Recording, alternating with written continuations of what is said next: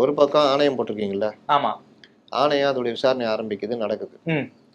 ஆணையம் எல்லா தரப்பையும் விசாரிக்கும். ஆமா.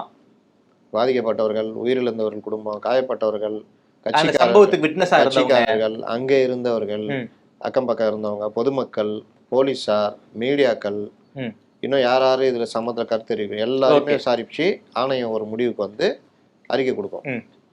ஆணையம் இதை பண்றது அமைச்சது யாரு? ஆணையத்தை அமைச்சது யாரு? Tamil Nadu government sir. இது நீதிபதியை நியமிச்சது அருணா ஜெகதீசன் அவர்களை நியமித்தது தமிழ்நாடு அரசு தான் நியமிச்சாங்க. அதே தமிழ்நாடு அரசு ஒரு பத்திரிகை அவர்களுடைய அதிகாரிகளை வைத்து ஒரு பிரஸ் மீட் கொடுக்குது. ஆமா, அமுதா ஐஏஎஸ் தலைமையில ஒரு பிரஸ் மீட் கொடுத்திருக்காங்க.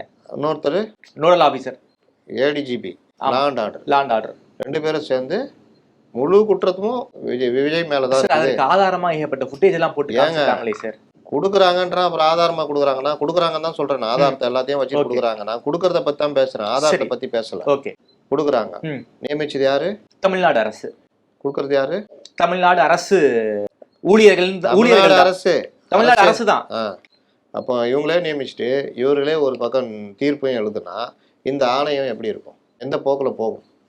அவர்கள் மேல ஒரு அர்த்தம் வருமா வராதா?